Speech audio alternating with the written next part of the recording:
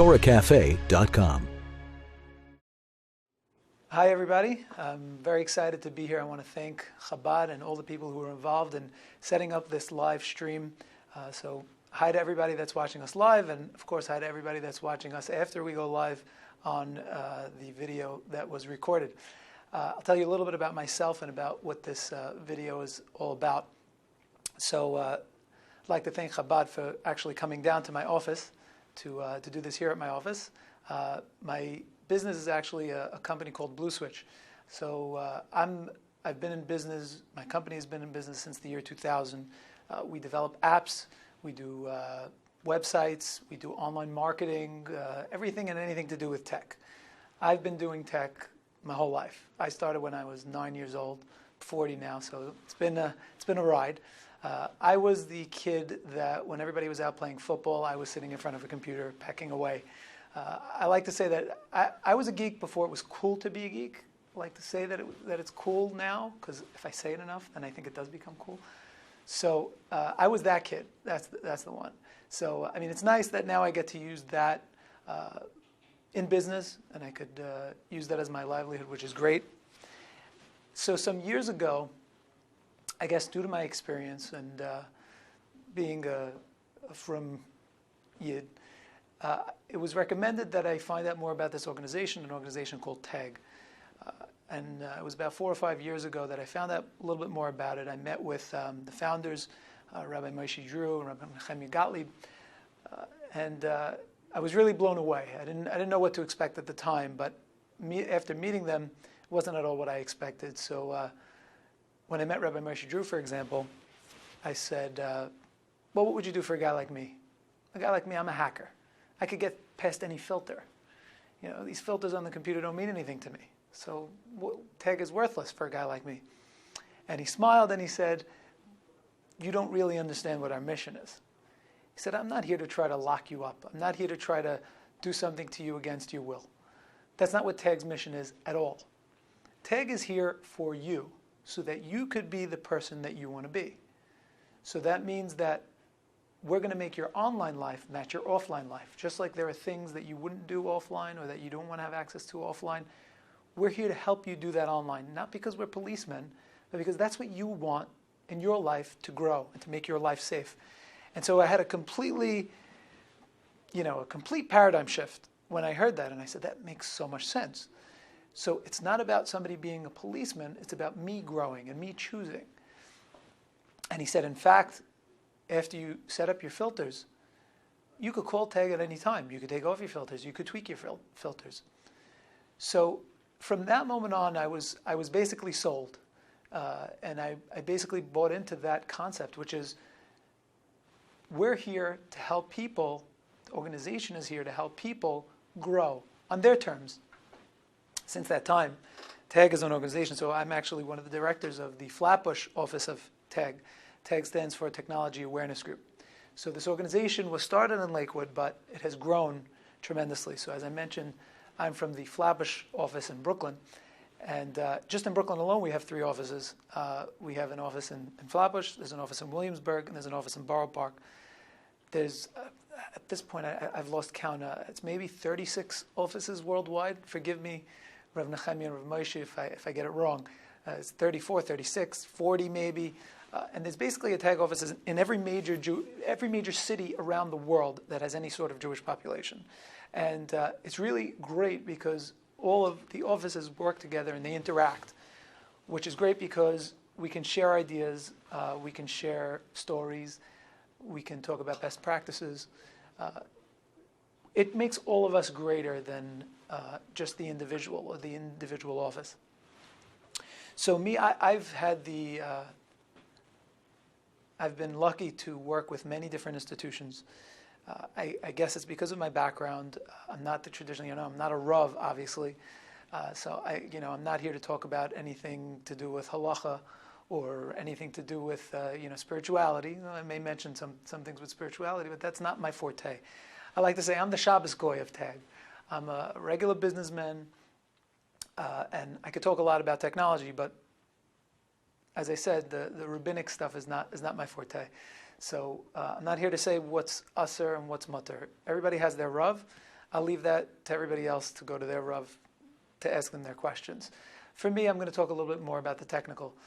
I'll mention I had my 15 minutes of fame about 2 years ago when I was interviewed after I had spoken for TEG. It was, I believe, in Montreal, and I was interviewed by a writer in Mishpacha magazine, Shirley Besser. And Shirley said, you're an interesting guy. I'd love to meet you, and I'd love to interview you. I tried to convince him out of it because, I am that geek. I'm not really that interesting at all. But he decided to come, and in the course of our conversations, he had mentioned, a question of, does the frum world have to worry about identity theft? And I mentioned that we did. To make a long story short, he told me something like, well, I mentioned that I had hacked before, and he said, well, you couldn't hack me if you tried. And I said, yeah, I could hack you. And he said, okay, so I challenge you, and if you do it, I'm going to put you on the cover of the magazine. So I didn't think too much of it at the time, but sure enough, after he had left, he started sending me these trash talk emails, and I'm hyper competitive, type A personality, hyper competitive. And so after a while, I said, I got to teach him a lesson. Make a long story short, I did hack him, Shirley, if you're watching. It was fun. We had fun, and I was successful with the hack. And as a footnote to the story, it was actually very interesting.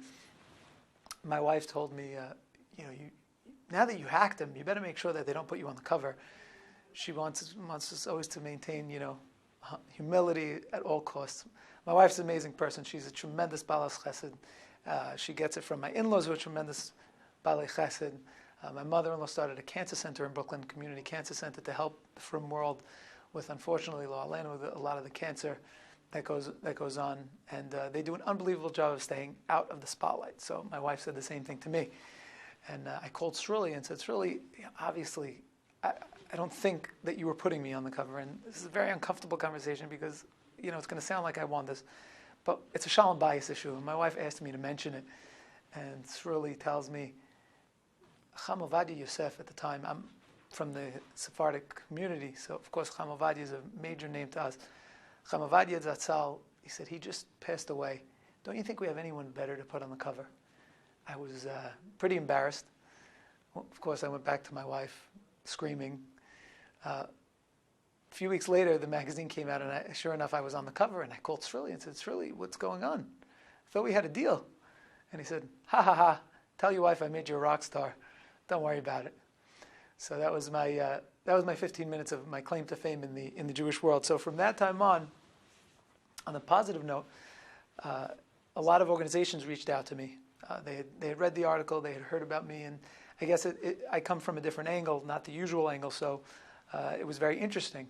I'm going to try to bring some of that here right now, some of my experience, some of the questions that I've received, and some of the questions that are being sent to us. When I look down, I'm just looking up the questions that have been sent.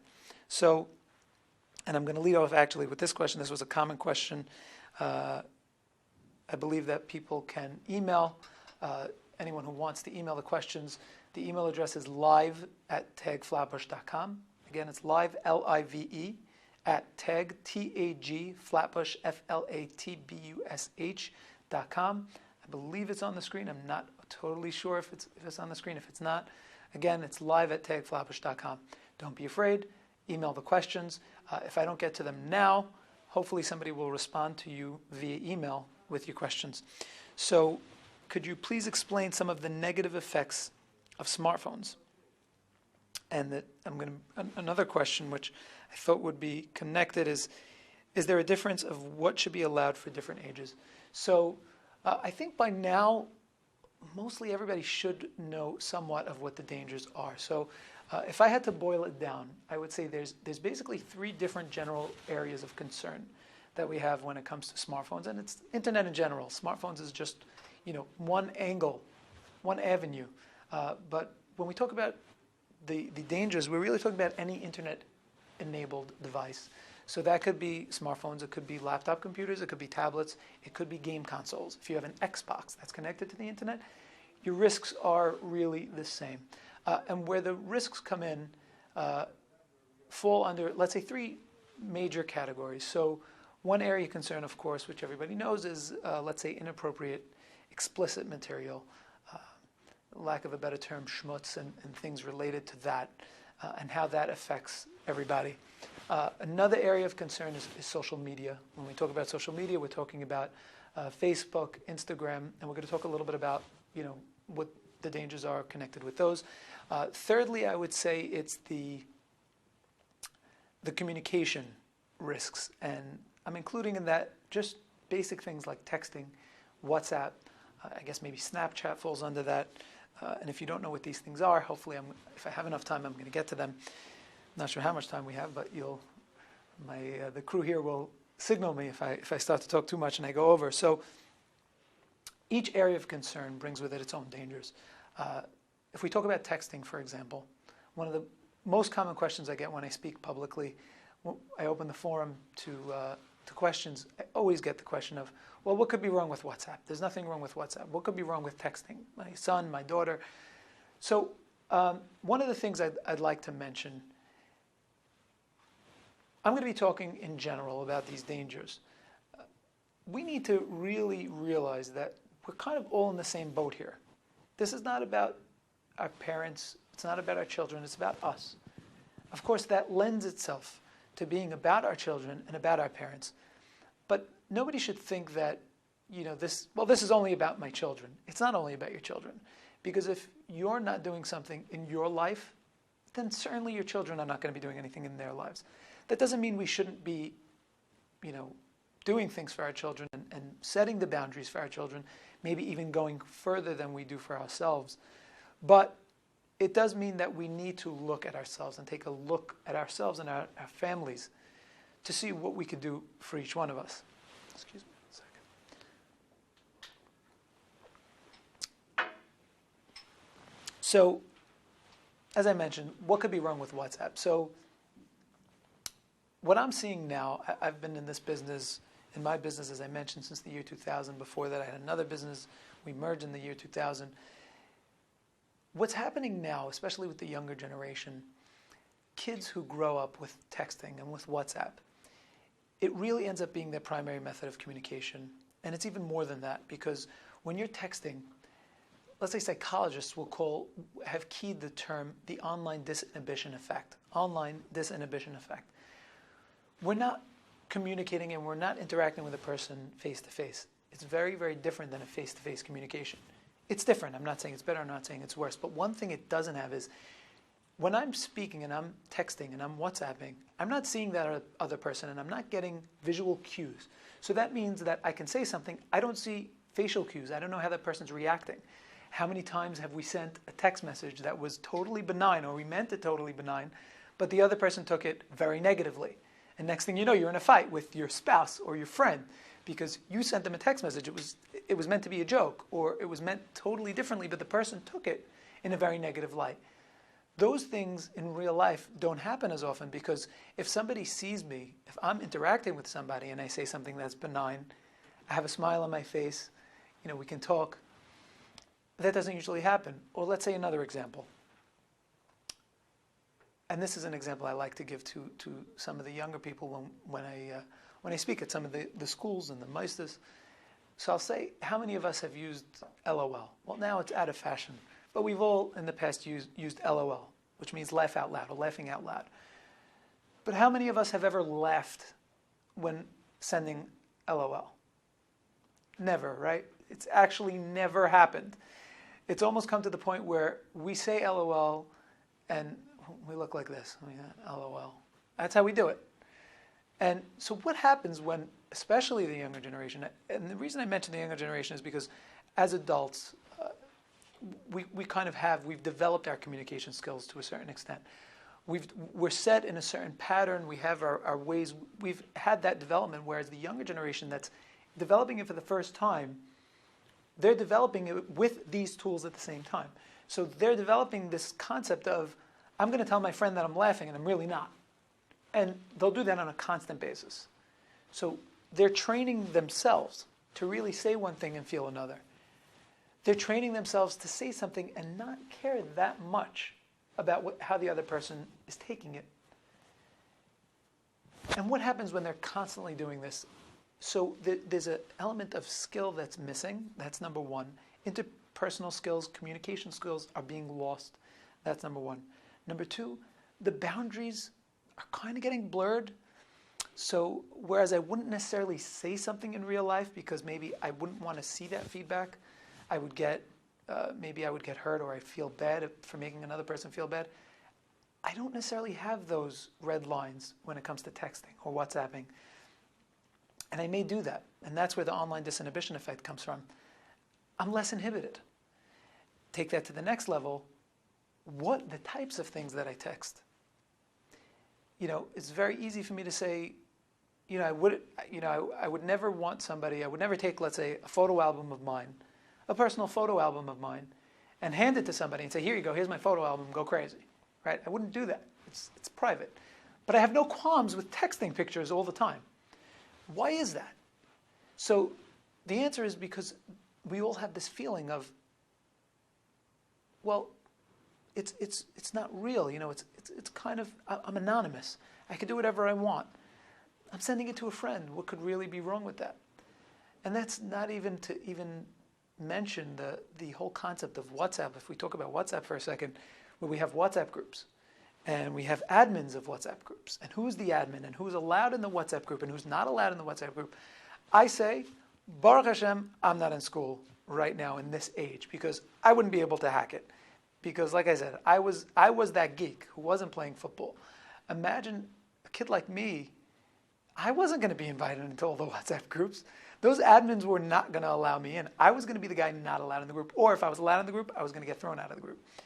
The pressure, the unbelievable pressure of being in the groups and not being in the group and what's acceptable, what's not acceptable, and it's all based on one of the random other young people in that WhatsApp group. And if we take it a step further, where does that lead? So it's not uncommon anymore to have people texting, at 3 a.m. because that's their primary method of communication, and that's how they express themselves. So that's texting, a little intro to texting. Let's talk for a second about social media. We'll build up. Social media, very, very simply, so we have an idea of texting. It blurs the lines of what's right and what's wrong, what our inhibitions are, where we cross the line. So we could take it to the next level with social media. Social media, in a nutshell, social media is the concept of taking what's private and making it public and celebrating it. That's exactly what social media is. We don't have to look further than our president. Our president who tweets everything that goes on. He may be watching a television show, or he is based on what he says, and he'll just tweet about it. So whereas a person normally would have an experience something in life, a personal experience, a private experience, might even be something in public, and they might have that experience, they may tell a friend about it later. We're so hyper-connected now, and especially with social media, that we instantly tweet it, or we post it on Instagram. And it may be moments later that we say, wait a second, what did I do? Maybe I shouldn't have texted, maybe I shouldn't have posted that. Maybe I shouldn't have tweeted that. We don't have to look further than, our own politicians. Look at how much trouble certain politicians have gotten into because they've posted without thinking, because it's just second nature. I'll just tweet it. I'll take that private thing and make it public. And all of a sudden, when people respond and go, oh my gosh, what was that? We take a step back and go, wait a second. I shouldn't have done that, maybe. That's social media. The third area is really, as I mentioned before, the explicit material, the schmutz. This used to be a problem that was affected mostly men, but it's really men and women these days. And anyone who has unfiltered internet, anybody, I don't care who you are, forgive me for saying it, it could be a Rosh Yeshiva, it could be a child. Anyone who has unfiltered internet is going to be seeing schmutz. If you have unfiltered internet, if your husbands or your wives have unfiltered internet, there's absolutely no question your children, if they haven't yet, they will, unfortunately. There's no question that there's going to be schmutz. So what does that mean, especially for our younger generation? Scientists, psychologists will tell us that children, especially children that see it at a very young age, it could change the trajectory of their life. I work with adults right now. I have cases that I work with of adults who are addicted to schmutz. This is something that has ripped apart families. It rips apart marriages. It breaks families. It's destroying children in every community, from the most frum to the least frum. I've worked with all of them. Could it have been avoided? Absolutely. It's not to say we're foolproof. To go back to what Rav Moshe Drew said, he gave me an interesting story, and he said there was a case of a frum group who, as a group, were being monitored. They agreed to be monitored. So they had unfiltered internet, but monitored. And this group agreed to have all of their web browsing, especially if they would go to something inappropriate, to a specific Rav. And it happened where there was a case of somebody who was being interviewed in the news, whatever. So this group ended up all looking up the story. That story apparently had an ad on the page leading to something else that led to something else that was schmutz.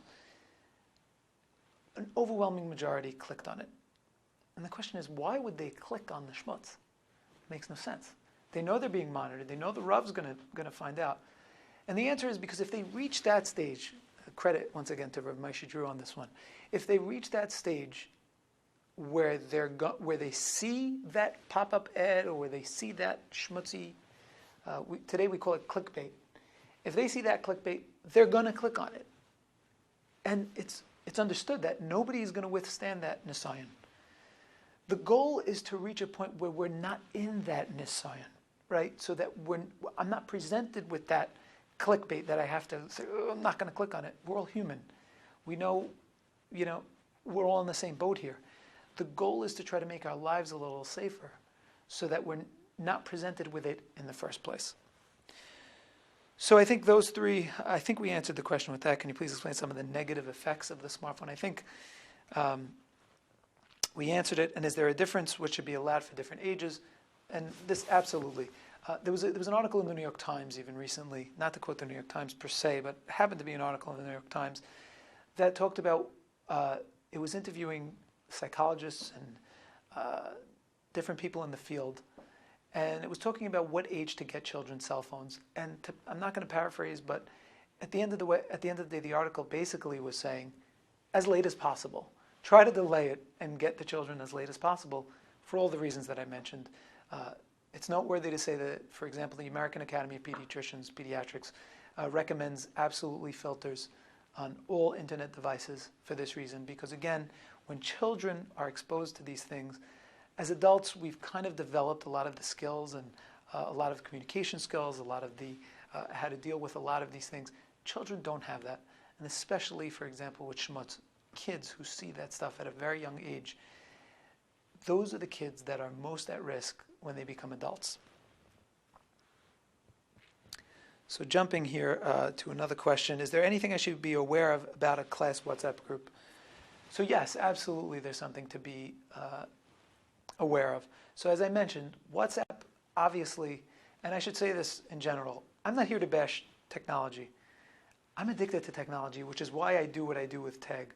By the way, my filter is doing things like this. I'm not getting paid for doing this. I don't get paid for going and speaking at the yeshivas where I go, at the events I go to. I don't ask for payment. And the reason I don't ask for payment is because, once again, Rav Moshe Drew assured me that this is my filter. My filter for a guy like me is to speak out and to be involved, and that's why I do it. But I'm not here to bash technology. It's really the opposite. I have a different smartwatch every single day. I'm the guy who pitches his tent outside the Apple store so I could get the newest iPhone or get the latest Android device. I need to have all of it. When I was once at a meetup with Rav Nechemia where he was presenting and I was presenting right after, and he was talking about how the refrigerators these days are connected and they have internet. And while he was talking, I was totally Googling it because I was like, I'm definitely going to buy that refrigerator. So I'm a technology addict. I'm not here to us or anything, like I said, or say that it's bad or good. I'm going to let my viewers, I'm going to let you out there decide what's allowed and what's not allowed. Speak to your rabbanim. It's different for everybody. I'm just here to talk about what the dangers are so that we're all on the same page. So a class WhatsApp group. So I understand that there are classes and it's becoming very, very easy for classes and classmates to interact. I've heard of teachers being on the groups. Again, you're taking a child whose maturity level is whatever it is. You're giving this child power over all the other children in the form of being an admin, for example. Is that child ready? Are they responsible enough for that responsibility? They're not going to cyberbully, or alternatively, when other kids cyberbully. One of the things I like to do is I do these surveys of some of the students and some of the young adults that I work with. I do it to parents as well. And one of the statements that they had to vote on was this: I've seen a friend recently get attacked in a group chat. It's usually over 75% of them say yes, they've seen a friend recently get attacked in a group chat.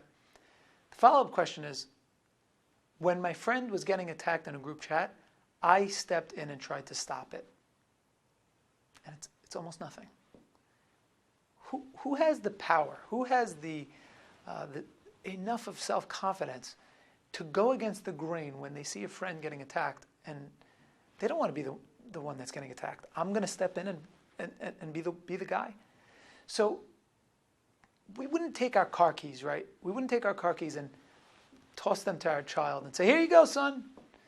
Let's say they got their license and they're 17 or wherever you are, wherever age. I think they should raise the age personally, whatever. But imagine your child finally gets their license. You're not going to go and toss the keys and say, "Hey, good luck." You're going to sit with your child. You're going to talk it over. First of all, they're a certain age, and there's going to be rules, and there's going to be a discussion about it. You're not just going to throw the keys and say, "Good luck." Now, imagine going to, I've seen 9-year-olds, 8-year-olds with WhatsApp. Does that make any sense to us? Why are we okay, or why do we view it as totally acceptable to have rules and regulations and to sit down with our children and go over it, or with things with Yiddishkeit? We could be going on vacation somewhere or going somewhere and talking about kashrus with our children and saying, these are the rules and make sure these are the hechsherim that we accept, these are the ones that we don't, and this is what you have to be careful of.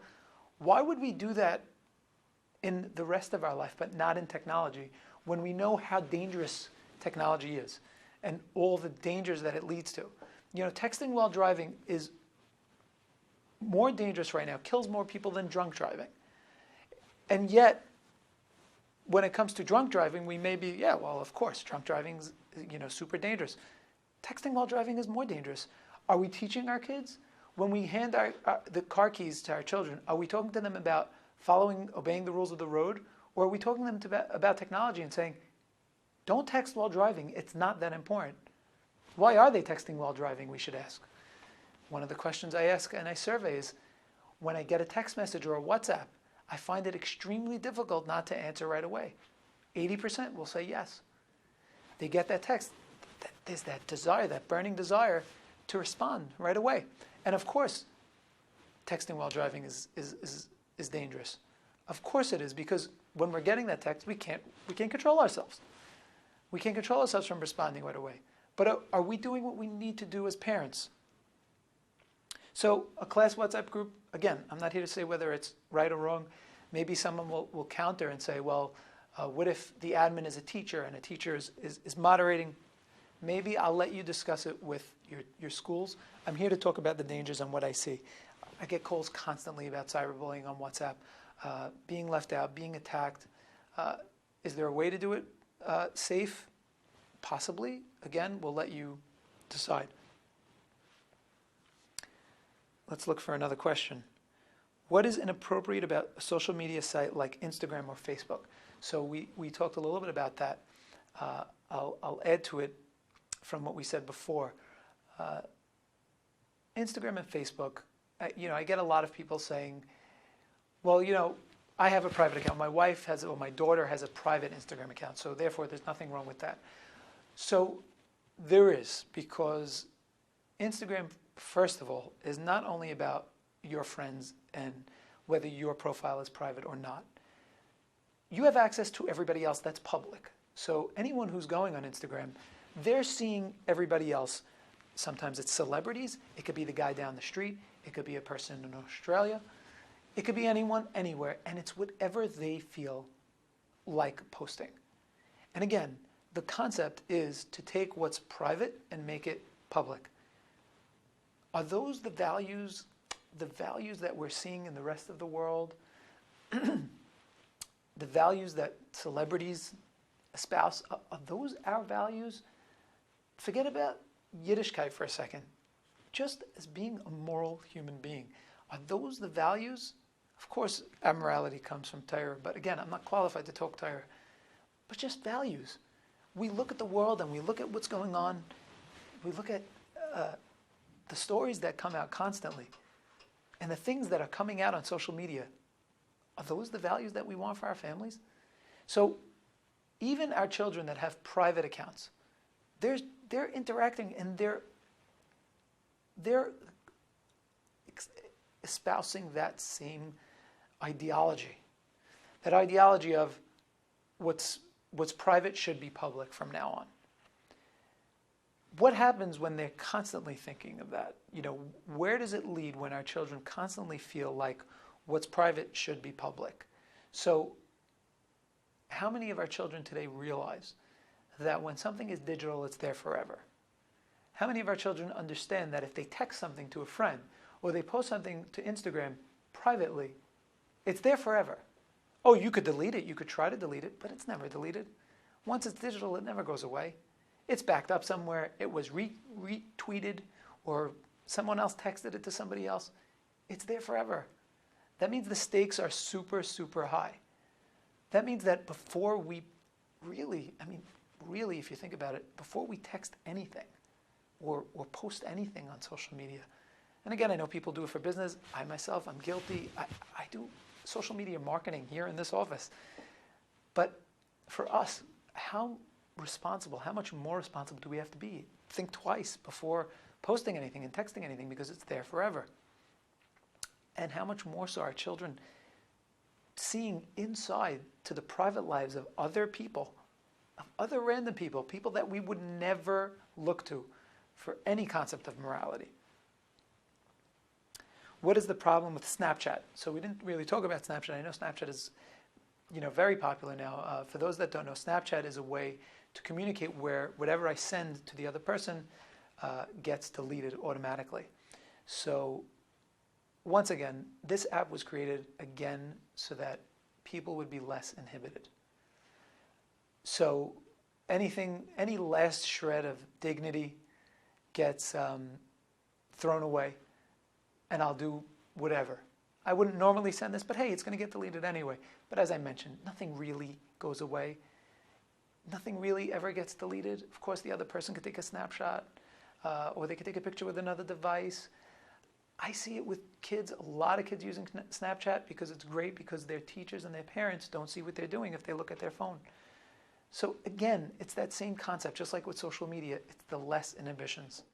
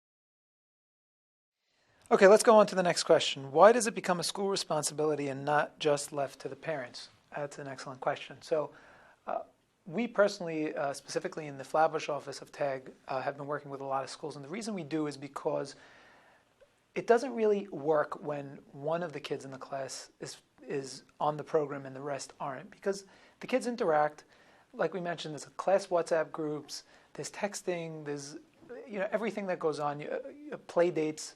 So it doesn't really work for us when we do great things with, let's say, one family, and then that child goes to the other house that's completely unfiltered, and then they end up having access and seeing things that they shouldn't see, seeing schmutz or what have you. So when we work with a school, it gives us two benefits. Number one, it gives us a way to get everybody on the same page, to make it safer for everybody, including all of the children. That's A. B, it really helps for the school to really share with their parents what their guidelines are, what their hashkafa is, the standards, because every school and every organization does have standards, right? We all have standards, just like we have kashrus organizations that have standards. So too our schools and other parents. It helps other parents to know what those standards are and to know that the other houses are safe as well. And I could be sending my child to another place that's following certain standards. You wouldn't send your child to someone's house if you knew that they weren't Shomer Shabbos, right? Or that they didn't keep kashrus, right? So why are we so careful when it comes to those things, but we're not careful when it comes to technology? We know that technology is, it's the sign of the generation. So why not give the same credence to technology that we would to kashrus? Next question here. Let's see. What could I tell my child who tells me that all her friends have Instagram and she will be left out if she doesn't have it? So that question could really apply to anything. And again, I get this all the time as well. What can I tell my child? All their friends have it. So I just mentioned, that's really why we're working with the schools. So if your child does come to you and say, well, it's not fair, all my friends have it, why do I have to be left out? My answer is then you have work to do. Your job at that point is to work with the school and work with the other parents. It's a valid taina from your child. It is a valid concern, and you should take it seriously. And if your child says it, get on the phone, work with the school, work with the other parents, and get a policy in place. Get guidelines in place. Have them work towards building something so that your child isn't the only one, because how can we expect our children to be able to withstand the peer pressure and the social pressure when everybody else is not on the same page? And you know what? It also goes for our own family lives. If we're not setting limits and setting guidelines, as I mentioned in the beginning, in our own homes, our children are going to pick up on that as well, and they're not going to want to accept that or set guidelines in life. And that's going to go through until they become adults. Unfortunately, I've asked many parents, I've surveyed parents, and the statement that I've presented has been, my spouse, this is husbands and wives in a discussion, my spouse will often ignore me or the kids because they're texting. I see that 75-80% say yes. What message are we sending our children when our children are trying to speak to us and we're texting instead of responding, instead of talking to them? They pick up on those things. We're teaching them that this is what's important. The texting is what's important. And our kids are growing up with that philosophy. And so, of course, they're not going to be able to withstand. And of course, they're, God forbid, going to fall. So it starts with us. It starts with us. It starts with our families. We need to have a policy for our homes. We need to share it. Then we need to take it and discuss it with the teachers, discuss it with the school. Get involved. Get involved with your child's yeshiva. Get involved with other parents. What would cause a frum girl to text on Shabbos? When I first started with TAG, again, Rabbi Drew and I were going back and forth, and he told me, there's this problem. There are people in your community, there's children who are texting on Shabbos. And I said, impossible. We're a traditional community. We do other things wrong maybe as a community, and there's different levels of frumkeit, but nobody's texting on Shabbos. How wrong I was. Unfortunately, I've now been educated and I've experienced more. Texting on Shabbos is becoming, unfortunately, more and more common. How could a child end up texting on Shabbos? In the words of Rabbi Moshe Drew, if a child has their primary method of communication becoming texting, when you ask them not to text on Shabbos, you're asking them to make a Tanis Dibur. He asked me at the time, have you ever made a Tanis Dibur? No. So how could you expect your children to do it? If you can't do it, this is how they express themselves. It's too difficult for them to not do it on Shabbos. It's almost like Einus. How could you expect them not to text on Shabbos if that's the whole way that they communicate all the time? it also has to do with addiction, and it also has to do with inhibitions and the lack of inhibitions. When it comes to other things, let's say alcohol or smoking, those of us who have had alcohol in our lives or smoked in our lives, we know let's talk about alcohol. If you take 4 or 5 shots, one after the other right in a row, your body has a reaction to it, right? We feel it right away. You may get drunk, you may get sick after. A person who gets drunk and gets sick, it's going to be a while before they get drunk again, right? So what's the biological reaction to overdoing it with texting? There is no biological reaction. We don't feel anything. We just keep texting. So children that do it and they just keep texting and just keep texting, they don't have a biological reaction. They don't know. Their body doesn't tell them enough. So before they know it, they end up, quote unquote, in the realm of addiction. Scientists have looked at this. They've tested it. They've done MRIs on people with this. They've seen dopamine. Dopamine is released in the brain, just like with drugs. So of course they're going to text on Shabbos, whether it be because it's their primary method of communication or whether it be because it has evolved into an addiction for them. The answer is making sure we put enough safeguards in place that it doesn't lead to that level. Why do we need tag if we can use Apple's controls for free? Okay, good question. So first of all, there's that question in and of itself is leading to a misconception about tag. Tag doesn't charge for the service. We don't charge anything. As I mentioned, I'm not getting paid for doing this right now, and I don't get paid when I service people's phones or devices. Tag does not charge anything. Sometimes Tag will recommend a filter that has a cost. In those cases, you're buying a piece of software from a business, a company, and that's why you're paying them. We're not charging you anything. You're paying money to the business. And between you and me, you and I, everyone out there, you want to be buying it from a business because if you're buying it from a business, there's accountability, there's someone to turn to for tech support, there's accountability. You want to be working with a business because you know you're getting quality. Not every solution costs money. Some of them do. The second part of that is, why should we call tag if we could do it ourselves? Yes, you could do it yourselves. There are things you could do yourselves. How much do you know? Do you know the ins and outs? Do you know where the holes are? Do you know where the dangers are? Are you so confident? The stakes are very high, like we said. Are you so confident with your own skills that you're willing to do it yourself and not use the free service of a tag technician to do it the right way? Does the company charge per phone number or family? So again, as was mentioned, the charges vary depending on what solution is given. There are many solutions that cost nothing. There are solutions that cost per device. There are solutions that cost per family. It all depends on what level of filtering you're getting. And you determine that by speaking to a tag representative, explaining what you need, and working with them to come up with the right solution for you. If my daughter is a trustworthy young lady, why do I need controls and filters? So, the number one thing, with every family that I've ever worked with where technology has caused tragedy in the family, the number one thing that the parents would say is, I can't believe it happened to my child. I can't believe it happened in my family. My daughter is such a good girl. She's the most frumman of our class. She reads Tillim all day. I can't believe it. Or my son, he's such a good learner. He's the best in his class. He's top of his class. How could this happen to my family? The number one statement that is made by every family, lo alenu, that has had bad things happen. Our children are great. We say every morning, Neshama she'atata bi Torah. Our neshamas are pure. We know that. Our children are pure. And the younger they are, the purer they are. The point is we want to keep them pure.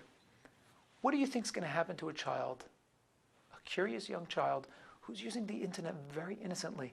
And the internet and all of the other companies, including my own, who are marketing, we know what sells. There's nothing anymore that doesn't have some element of pritzis or schmutz. I mean, sports. Everybody talks about sports, and sports are healthy for a child to be involved in sports. Absolutely. But what goes on during halftime? What are we seeing? What are our children seeing? And again, I'm I'm not here to talk about sports one way or the other. I happen to not be a sports fan because I'm a geek. But sports could be great.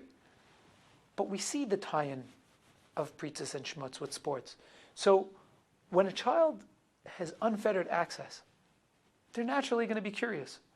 You can't blame that child. Of course, when they see something, they're going to be curious and they're going to start searching. People talk about Wikipedia. And Wikipedia, it's a great resource for finding out all kinds of information. It's a free encyclopedia. Yes, but Wikipedia also has every word in the world will have an article, and it may have video. So that means anything you could think of in your brain, you can look up on Wikipedia and see a video for it. That means our children may hear something on the street and say, hey, I wonder what that means, and just search for it. Are we prepared? Are we confident that our 9 and 10-year-olds, if they have access, are mature enough to be able to process a video that they will see? I can answer that. No, they're not mature enough. Doctors have said they're not mature enough. They're going to get messed up for life. Our children are trustworthy. We want, as I mentioned from the beginning, we want to protect those of us who have these morals. We want to put things in place so that we're not tested and our children aren't tested. We want to keep us safe. As they get older, as there was the other question of different ages, maybe as they get older, there's less restrictions. That's, again, up to you, your Rav, your school. But again, we want to keep our children who are pure, we want to keep them that way. If my daughter has no access to YouTube or a browser, what other apps are inappropriate and why? So one of the rule of thumb is this. If your child is going to have a device, or the school is allowing the devices, whether it be an iPod Touch, whether it be a tablet, what have you. Obviously, I'm here to condone filters. I'm with TAG. But aside from filters, number one, any app that's going on a device, there can be no app installed without reading the reviews. You must read the reviews. See what people are saying. Number two, look at the age recommendation. Not that that tells us if it's appropriate, but certainly if it's 17 plus, if the goyim are telling us that 17, you have to be 17, kal v'chomer us, we have to accept that. That's number two. Number three, we need to test them. We need to test the apps ourselves. Test it out for ourselves and see, is there anything inappropriate? More often than not, apps that seem to be totally benign very often have dangers in them. For example, there was an app that was targeted towards children, and it was rated age 4 plus. This app lets you make collages with pictures. One of the things this app allowed you to do was import videos from YouTube. So believe it or not, if you go to YouTube, if a child were to go to YouTube, if they search for something inappropriate, YouTube actually prompts you to prove your age, to prove that you're over 17. But if a child was using this app that's rated age 4, that had this YouTube integration, they were able to search YouTube completely unfiltered. Now, it's worth mentioning, just because YouTube prompts you to prove your age doesn't mean that that's safe, because it only takes a few clicks to get around that, or to use a different account to get around YouTube's age restriction. And there's tremendously bad things on YouTube. YouTube has great things. In fact, this video may be hosted by YouTube right now. YouTube has great things. YouTube has absolute pornography. There's no question. Sometimes you have to be creative in finding it. And that's the same thing for much of social media. Twitter is loaded with schmutz. Instagram, officially the policy is no schmutz, but there's things that we would probably consider schmutz. And it's constantly being thrown in our faces. So just because they don't have access to a browser, shutting Safari on an iPhone doesn't mean the child doesn't have access to anything else. In fact, almost every app these days has built-in in-app browsers. So if you didn't filter the phone properly, it's just a matter of going into another app, and then you have complete unfiltered internet access.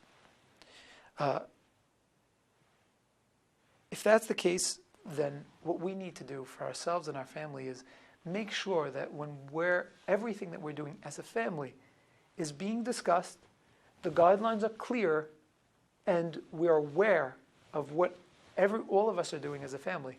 The middle initial of TAG, which brings us full circle. I know I'm going a little long, TAG is an organization that's here to help. First and foremost, we're here to create awareness. We're here to bring these elements to the forefront so that it's not swept under the rug, because it's really important. There are people suffering, Klal Yisrael suffering. It's not even Klal Yisrael. The Goyim, the whole world is suffering. There were studies that were done. The more people are involved with things like Facebook, the more unhappy they become. These are studies that were done by the Goyish world, not us. There was a famous study that came out from Great Britain that talked about how over 50% of divorces in, I believe, 2013 or 2014, this is already a few years ago, cited Facebook as being one of the factors in the divorce. So where does that leave us? So this is where it leaves us. Wherever you are, whoever's watching, most likely there's a TAG office that you can contact. If not, you can start with us. Again, you can email us live at tagflatbush.com. Even after the program, you could email us and we will help you get in contact with that organization. If you would like to send a question to me personally, again, you can feel free to send the email. I'll do my best to respond. Get involved.